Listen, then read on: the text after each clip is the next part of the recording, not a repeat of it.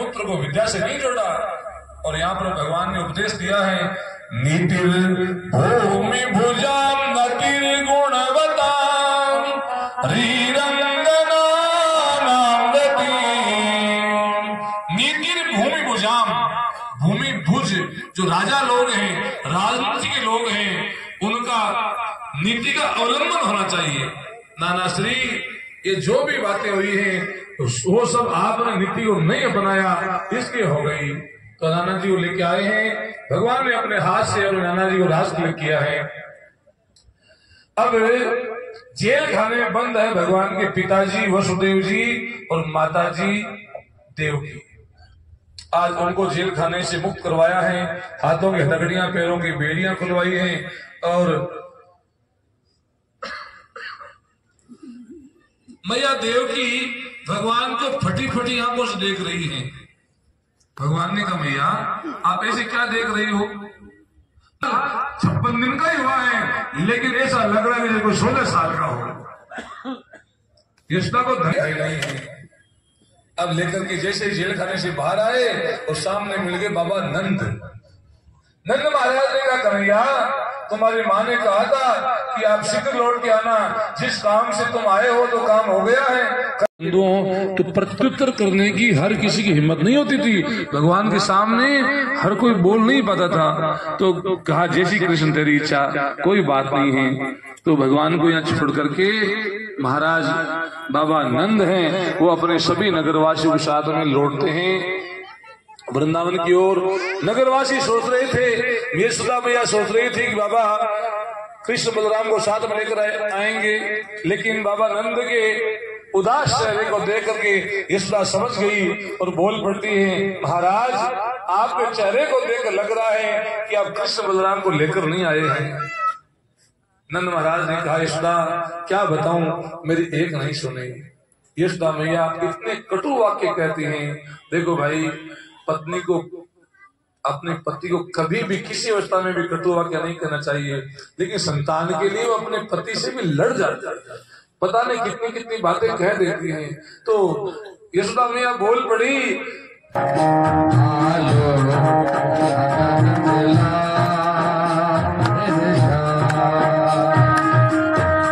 ये थोड़ी है, आपने तो उनके शरीर से प्रेम किया है। श्री कृष्ण तो आत्मा है, वह चेतन है, वह परमात्मा है, वह तो सब में बसने वाला है, वह सर्वांतर्यामी है, सर्वशक्तिमान है और सर्वत्र है।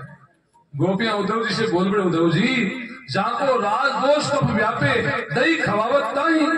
अरे जिनको कफ हो रखा है, जिनको खांसी हो रखी है, उनको आप दही खिला रहे हो, अर्थात उनके रोग को तो और बढ़ा रहे हो आप। महाराज हमें तो प्रेम रोग लगा हुआ है और आप हमें इस प्रकार से ज्ञान की बातें करके, ये ब्रह्म ज्ञान की बातें करके हमारी पीड़ा को तो आप और बढ़ा रहे हो, मानो कि जलती हुई आग के अंदर आप घी डाल रहे हो। महाराज हम मानते हैं कि श्री कृष्ण सब जगह हैं, सबके अपने हैं, लेकिन हमने प्रभु से प्रेम किया है। गोपियां उद्धव के सामने अनेक प्रकार की ऐसी बातें कहती हैं, अपने प्रेम की बातें कही। उद्धव जी का जो अहंकार था वो बंधुओं गोपियों की आंखों के आंसू से बह जाता है। उद्धव जी सोच रहे थे कि हम पता नहीं कितने बड़े ज्ञानी हैं, आज उनका चित्त निर्मल हो गया। कहते हैं कि इन भक्तिमती गोपियों के चरणों में दंडवत करते हैं। उद्धव जी उन गोपियों को अपने गुरु बनाते हैं।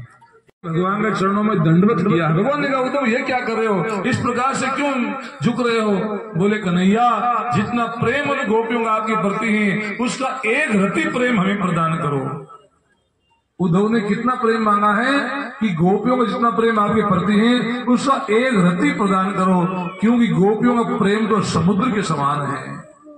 भगवान ने उद्धव को उठाया है, गले लगाया है, एक साथ में दो काम कर दिए। क्या काम किए? एक तो उद्धव को ज्ञान दिलवा दिया कि केवल ज्ञान से काम नहीं चलने वाला है, क्योंकि बंधुओं प्रेम के प्रकट हो ये हरि जाना।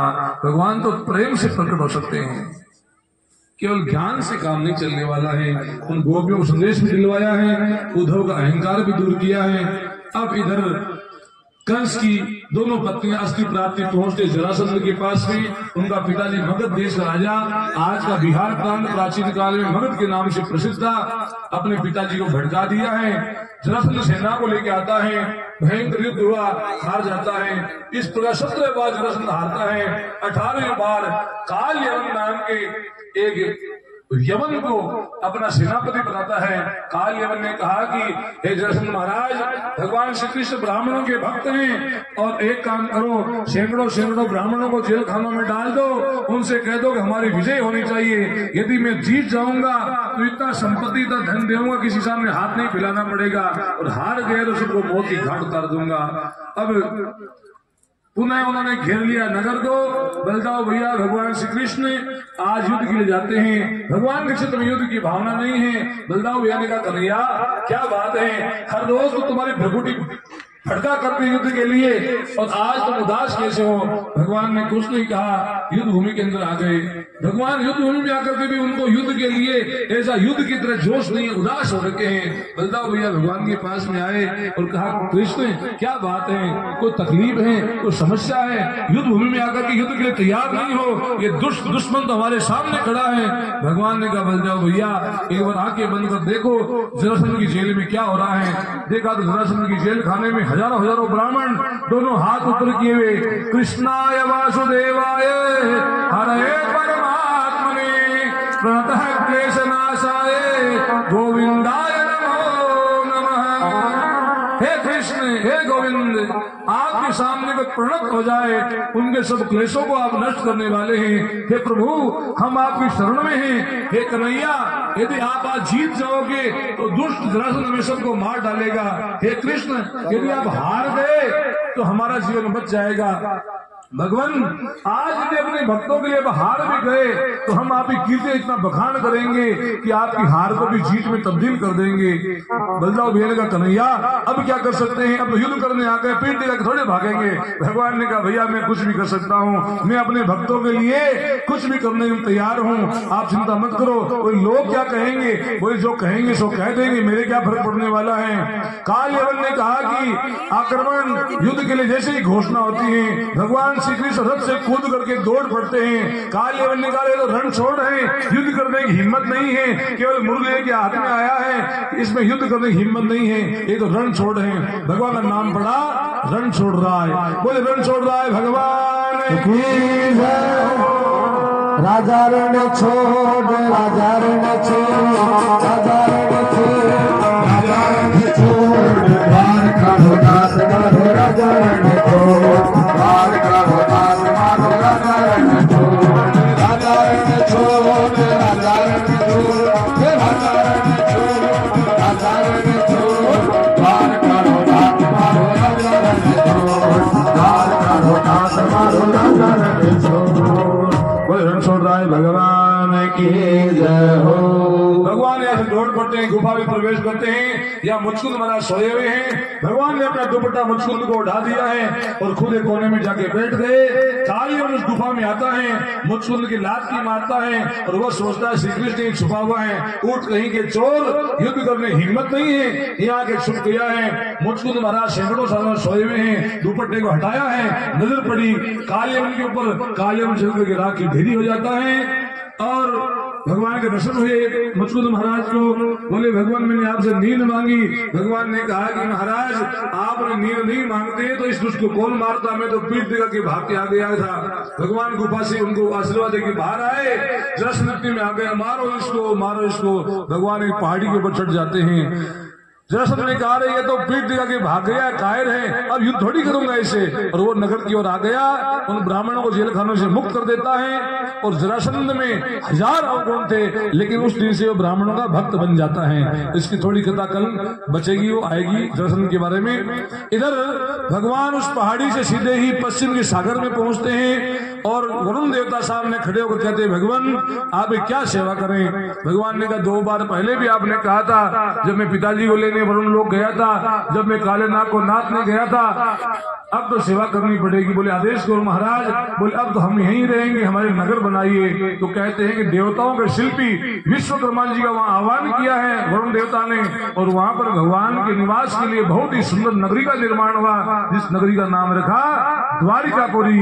बोले द्वारिका धाम की जय हो। बहुत सुंदर द्वारिकापुरी की रचना हो जाती है। इधर रात्रि में भगवान ने अपनी सभा में बैठ करके अपनी मुरली की टेर लगाई है। भगवान का नाम तो वैसे ही कृष्ण है, आकर्षण करने को कृष्ण करते हैं, आकर्षंती यदि कृष्ण है जो जैसे अपने अपने घरों से बाहर निकले बंधुओं ये सब कैसे हो गया। तो सबने कहा लगता है कि श्री कृष्ण ने हमें सब ये प्रदान किया है। सब दौड़ के सामने गए, स्वर्ण का महल बना हुआ है। भगवान के पास पहुंचे, बोले कन्हैया आप हमें कहाँ लेकर आ गए हो। भगवान ने कहा कि बंधुओं अभी हमारा नया नगर है, इसका नाम द्वारिकापुरी है, यहाँ कभी युद्ध नहीं होगा और आप शांति से यहाँ रहकर मेरा भजन करो। भगवान का विवाह शीघ्र होने वाला है, बहुत ही सुंदर ढंग से विवाह करेंगे, क्योंकि थोड़े बैठे भी विलंब से थे, कथा का विस्तार भी थोड़ा ज्यादा है, तो मुख्य मुख्य कथाएं को लेकर के कुन्निनपुर का नाम का नगर, कुन्निनपुर की महाराज, उनका नाम भीष्मक, उनके 5 पुत्र रुक्मांगद, रुक्म अर्जुन, रुक्मरथ, रुक्म भीम, लेकिन अभी तक पुत्र नहीं हुई। आज महाराज भीष्मक सुबह सुबह सूर्य भगवान की उपासना करते हुए सरोवर में स्नान करके जल चढ़ा रहे हैं। शास्त्रों में बंधुओं एक बात लिखी है कि आदित्य से नमस्कारम ये कुर्वन्ति दिने दिने जन्मांत सहस्त्रम दारिद्र्यम न बचाए थे। आदित्य से नमस्कारम जो सूर्य भगवान की नित्य उपासना करते हैं उनके 1000 जन्मों में भी किसी प्रकार की दरिद्र नहीं रहती है। इसलिए सूर्य भगवान की उपासना करनी चाहिए। ज्यादा नहीं हो सके तो सूर्य भगवान को अर्घ जरूर देना चाहिए। तो जैसे ही भगवान सूर्य को अर्घ्य प्रदान कर रहे थे, सामने नजर पड़ी तो कमल का पुष्प दिखाई दिया। कमल के पुष्प के ऊपर एक कोमलांगी कन्या सोई हुई है। झट से दौड़ करके उस कन्या को लेकर के आते हैं, अपनी पत्नी को प्रदान किया, नाम रखा रुक्मणी। रुक्मणी जी भगवती महालक्ष्मी का साक्षात अवतार है। अब ध्यान देना आप, लक्ष्मी जी का जो मुख्य जो अवतार है वो 3 जगह हुए। पहले सागर संभव था, सागर से भगवती महालक्ष्मी प्रकट हुई समुद्र मंथन में। दूसरी बार भगवती महालक्ष्मी का प्राकट्य सीता जी के रूप में हुआ, तो कहां से प्रकट हुई? भूमि सुता, पृथ्वी की पुत्री बन करके। तीसरी बार भगवती महालक्ष्मी का पूर्णावतार रुक्मणी जी के रूप में हुआ, तो कहां से प्रकट हुई? पद्मानुने पद्म विपद्म पत्रे पद्म प्रिय पद्म दलायताक्षी कमलाक्षी कमल नयनी चंद्रवदनी भगवती महालक्ष्मी का प्राकट्य कमल के पुष्प के ऊपर होता है। अब ध्यान देना कि भगवती महालक्ष्मी कभी कोख से नहीं आई, भगवान तो गर्भ से प्रकट हो गए हैं। भगवान ने तो गर्भ स्वीकार कर लिया। भगवान तो प्रेम के वशीभूत होकर के जो चाहे सो स्वीकार कर लेते हैं। वैसे तो भगवान अजन्मा है? लेकिन भगवान अजन्मा होकर के भी यदा यदा ही धर्म से ग्लानिर्भवति भारत है अभ्युत्थानम धर्म से तदात्मानं सृजाम्यहम्। धर्म का अभ्युदय करने के लिए, दुष्टों का संहार करने के लिए भगवान अवतरित हो जाते हैं। तो भगवती महालक्ष्मी फिर भी गर्भ में नहीं आई। क्यों नहीं आई? क्योंकि भगवती महालक्ष्मी खुद ही गर्भ ही है, माया है खुद। तो भगवती महालक्ष्मी ने तो गर्भ में आती हैं और न गर्भ से आती हैं। किसी के पास 10, 20, 50 लाख हो गए, 1 करोड़, 2 करोड़, 10, 20 करोड़ हो गए, तो कहते अरे भाई वो तो लक्ष्मीपति बन गया है। अरे भले मानुष, लक्ष्मीपति तो भगवान नारायण है, तू कब से लक्ष्मीपति बन गया है? लक्ष्मी पुत्र बन, लक्ष्मी पुत्र बनेगा, लक्ष्मी जी राजी रहेंगी, लक्ष्मीपति बनने में नाराज हो जाएगी। इसलिए न तो लक्ष्मी जी गर्भ से रहती हैं और न गर्भ में आती हैं। तो लक्ष्मी को प्राप्त करके, धन को प्राप्त करके, पद को प्राप्त करके, सत्ता को प्राप्त करके रुक्मणी जी अपने पिता के घर में, भीष्म महाराज के घर में बड़ी हो रही है। एक दिन की बात, छोटी सी रुक्मणी जी अपने पिताजी के साथ में घर से बाहर निकली तो सामने कोई दुल्हा आ रहा है।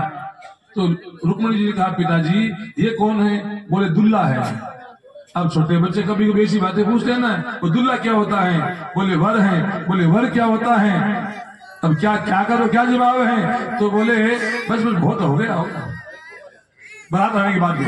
अभी अब्दुल्ला क्या होता है, तो अब क्या जवाब देवे?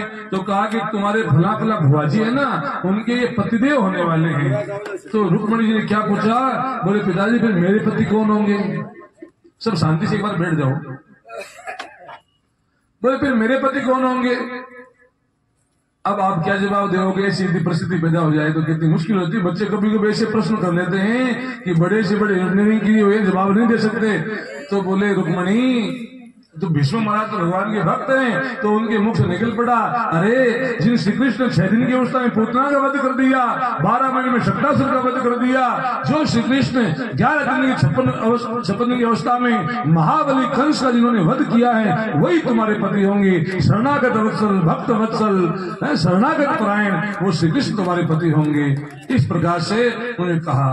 तो बाल करने से रुक्मणी की ये बात बैठ गई कि भगवान श्री कृष्ण ही मेरे पति है।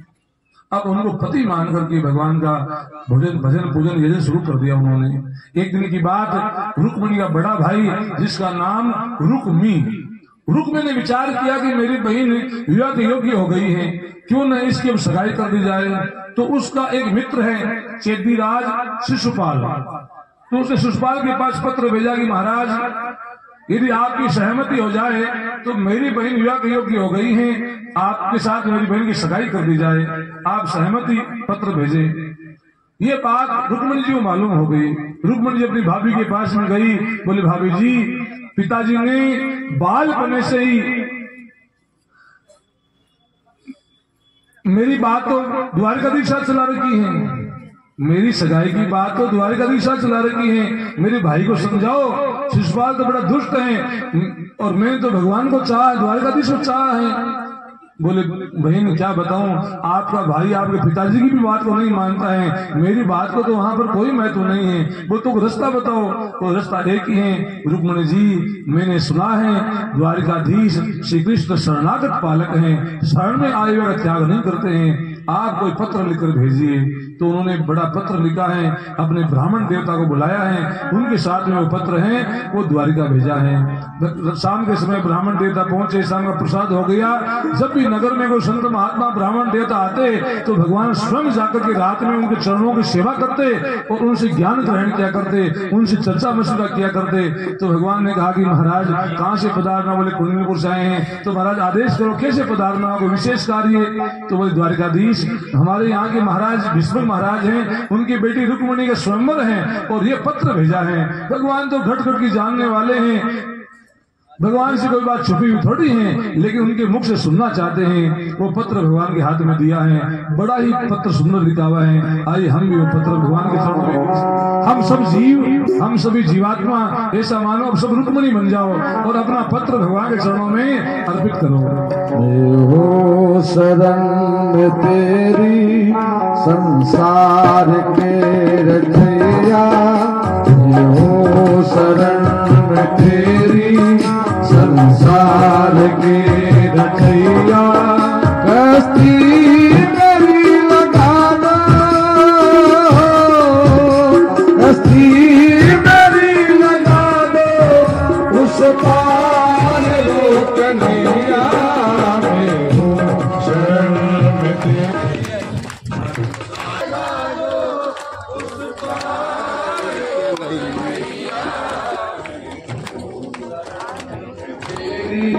संसार के रचैया, कश्ती मेरी लगा दो, उस पार लोक नैया में हो शरण तेरी, संसार के रचैया।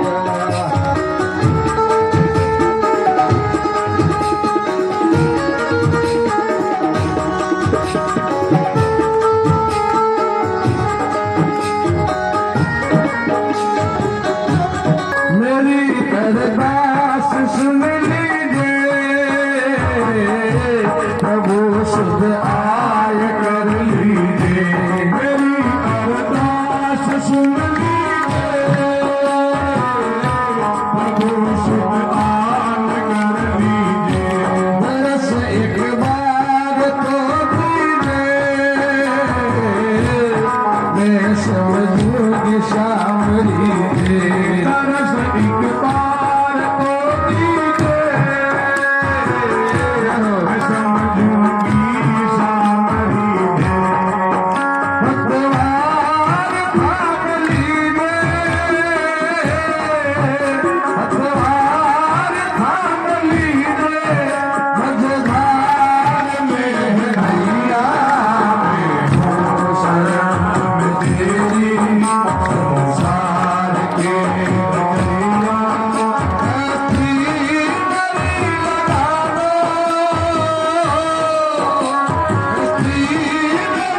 लगा दो उस पार वो कन्हैया शरण में तेरे संसार के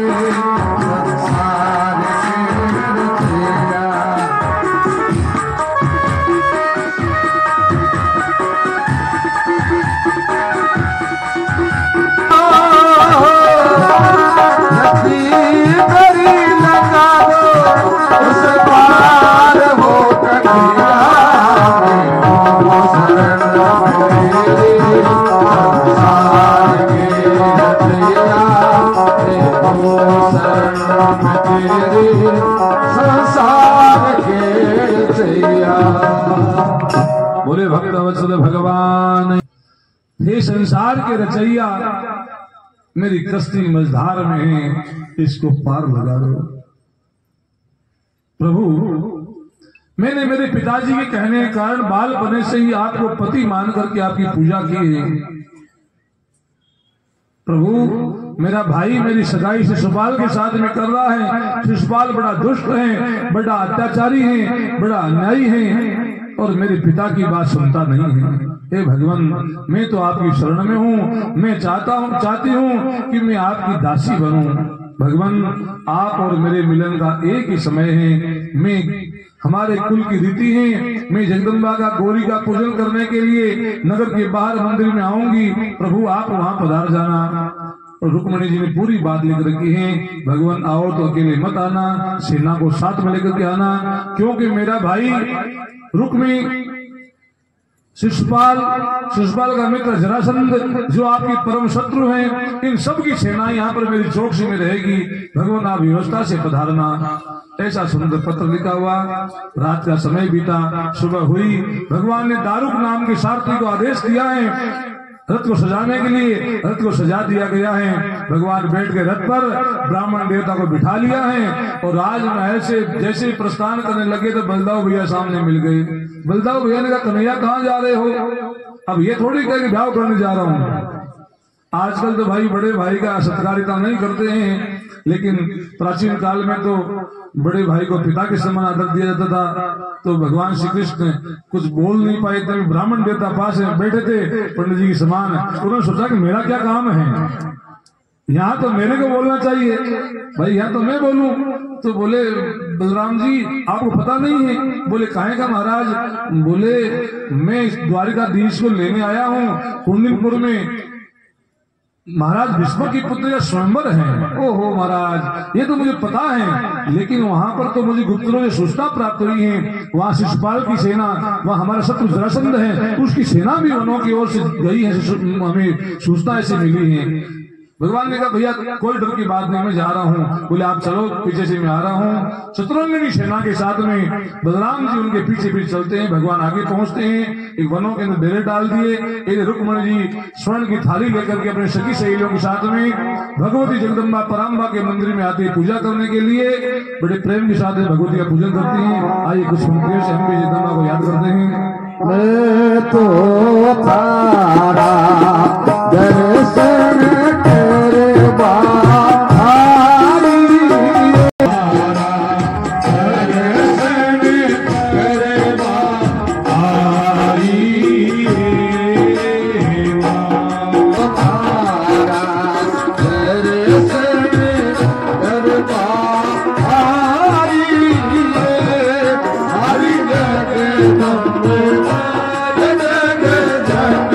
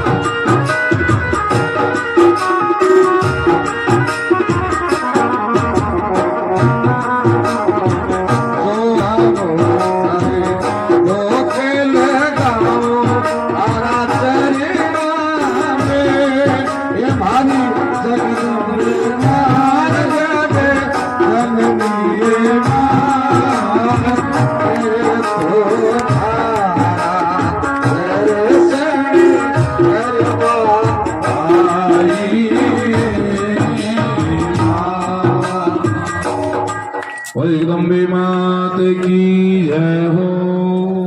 रुक्मिणी जी बड़े प्रेम से भगवती का स्तवन करते ही मन में सोच रही हैं, ब्राह्मण देवता बूढ़े थे, पता नहीं द्वारिका पहुंचे कि नहीं पहुंचे, द्वारिकाधीश के पास सूचना पहुंची कि नहीं पहुंची। हे जगदम्बा, आप ही कृपा करो, आप ही मेरे मनोरथ को सिद्ध कर सकती हो।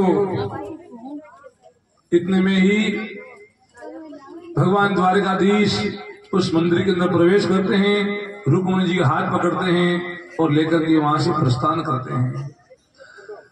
अब कुछ देर के बाद में वो जो कुमारियां रुक्मिणी जी के साथ में आई थी, वो अकेली ही मंदिर के बाहर जब निकलती हैं तो सैनिक लोग चौकसी में खड़े थे। सैनिकों ने कहा, रे इन राजकुमारियों के बीच में राजकुमारी रुक्मिणी थी, वो कहाँ गई? तो एक ने कहा कि उसको द्वारिकाधीश कब के लेके चले गए, तुम देखा नहीं? वो देखा तो था भैया, तो मेरी जबानी काम नहीं की। किसी ने कहा देखा तो मैंने भी था, लेकिन मैं तो उनकी जोड़ी को देख करके मेरी जबान ने काम करना बंद कर दिया कि जोड़ी तो यही ठीक लग रही है। किसी ने कहा देखा तो मैंने भी था, सबने देखा, लेकिन कोई भी बोल नहीं पाते हैं। दौड़ करके शिशुपाल के पास गए, दौड़ करके रुक्मिणी के पास में गए कि रुक्मिणी, तुम्हारी बहन रुक्मिणी को द्वारिकाधीश लेकर चले गए हैं।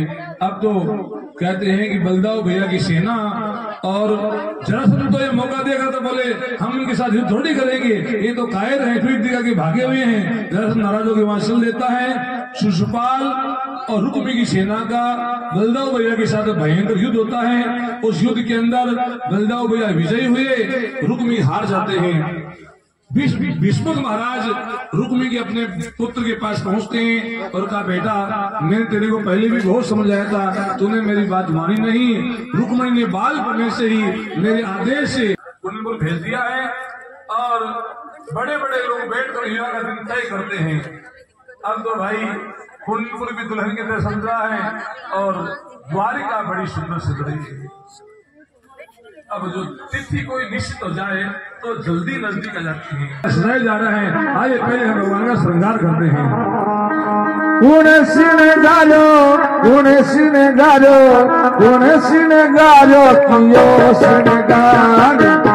सुहानो लागे हर श्याम धनी सरकार। कन्नड़ सुहानो लागे हर श्याम धनी सरकार। गुण श्रृंगारो कियो श्रृंगार, कन्नड़ सुहानो लागे हर श्याम धनी।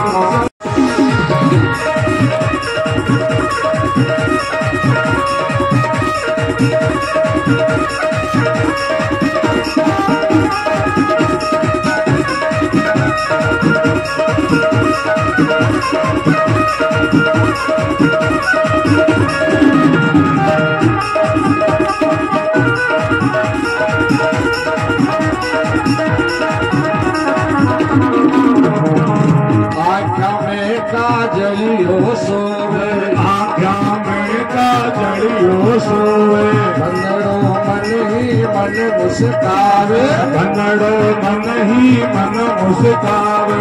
सावलो सलोनो सावरा की लेवा नजर उतार। कन्नड़ो सुहानो लागे हर श्याम धनी सरकार। कन्नड़ो सुहानो लागे हर श्याम धनी सरकार। गुण श्रृंगारो कियो श्रृंगार, कन्नड़ सुहानो लागे हर श्याम धनी सरकार।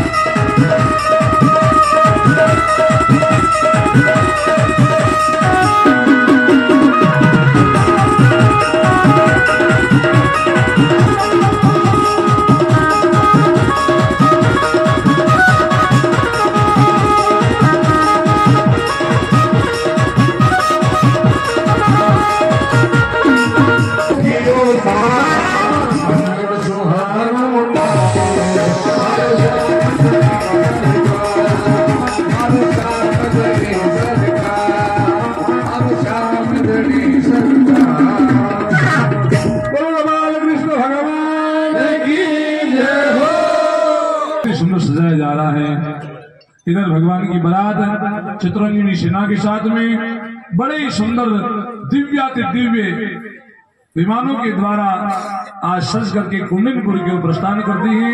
आइए हम सभी भगवान की बारात में भगवान के विवाहोत्सव के अंदर शामिल होते हैं। देखिए बंधुओं, भगवान का जन्मोत्सव, भगवान का विवाह की शादी है, शादी है, शाम की शादी है, मेरे लाल की शादी है।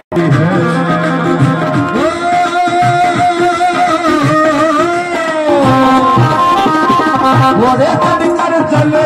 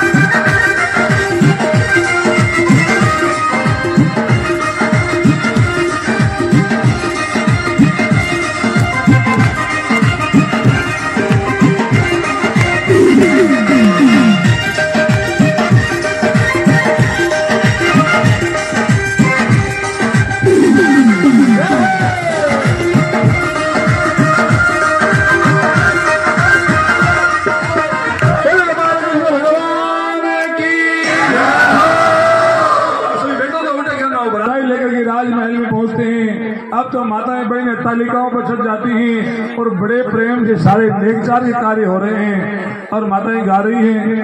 कांकड़ आयो राई बर रे रे रे काप्यो राज कांकड़ आयो राई बर रे रे काप्यो राज कोरे रे आयो राई बर रे रे काप्यो राज कोरे रे आयो राई बर रे काप्यो राज मंगलो तो घनो सुहानो रुक्मण गाय में सोवन राज को मंगलो तो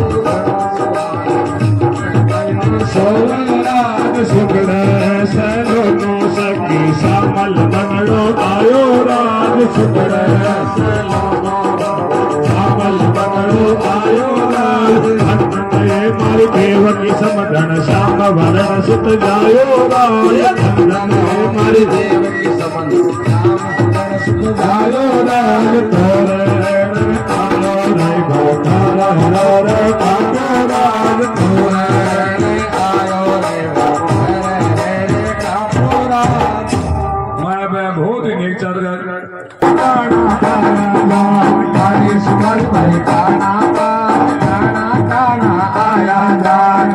सुमारी भाई लामा पान लामाई लामा आया जान सुमारी भाई लामा पान लामा लामा आया जान रोटी सुमारी भाई रोटा पान रोटाई रोटा आया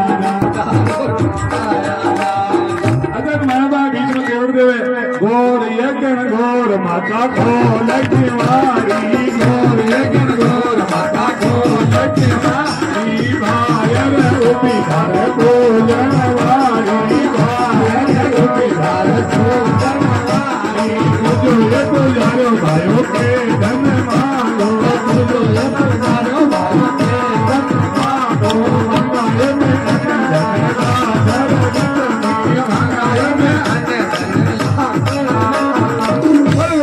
भगवान की जय हो। और बड़े प्रेम के साथ में सारे नेकचार संपन्न किए गए हैं। अब रात्रि एक बार बैठ जाएं, भगवान की वरमाला होगी। भगवान की देखो भाई तो लंबाई ज्यादा है तो सभी भक्त लोग नगरवासी कुंदनपुर के वासी सभी भगवान से कहते हैं निवेदन कर रहे हैं झुक जाओ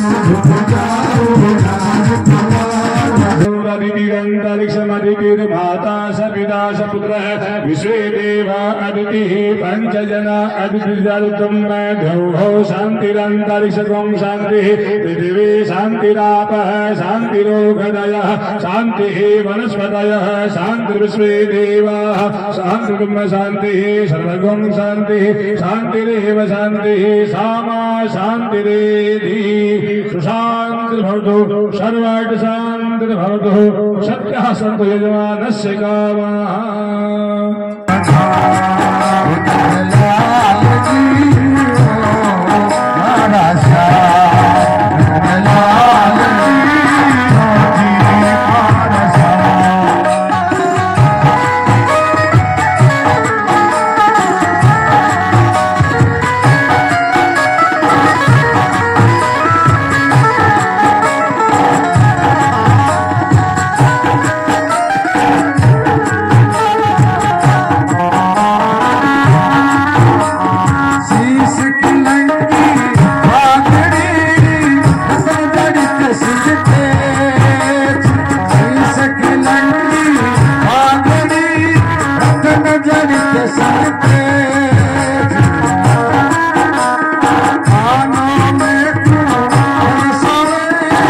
मनमोहक थारो है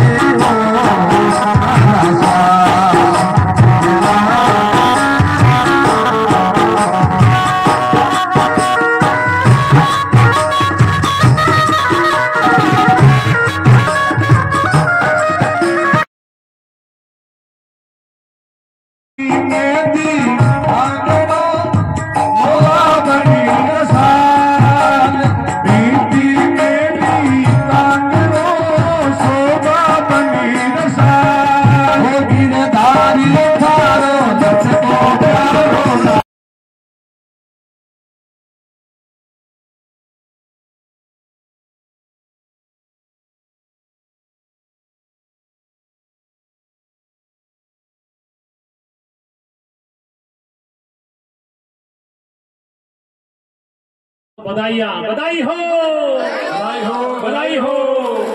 और शंकर के पूज्य व्यासी महाराज को बधाई दे रहे हैं हरिशंकर जी, राजकुमार जी। और राजकुमार जी को कल उनका जन्मदिवस भी था, तो ये मोतियों की माला उनको पहनाई गई है बधाई स्वरूप। हमें खांडल मित्र समिति के सभी सदस्यगण पधारे हैं, क्योंकि गौरव की बात है मुझे महाराज श्री खांडल समाज से हैं, तो समाज उनका अभिनंदन स्वागत कर रहा है।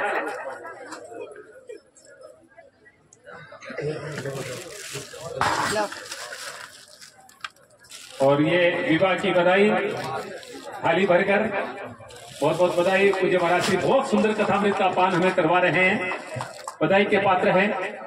और आपका जन्म खांडल समाज में हो, तो खांडल समाज के तमाम गणमान्य लोग जो पदाधिकारी हैं, विनय माटोलिया जी, अनिल माटोलिया जी, श्याम जी, सभी एक अभिनंदन पत्र लेकर आए हैं। खांडल विप्र समिति सुजानगढ़ के द्वारा अभिनंदन पत्र, शुभकामना संदेश यहाँ पर महाराज जी को प्रदान किया जा रहा है। बहुत बहुत बधाई महाराज जी को, क्योंकि गर्व है खांडल समाज को, ऐसे महापुरुषों का जन्म अगर समाज में हो जाए।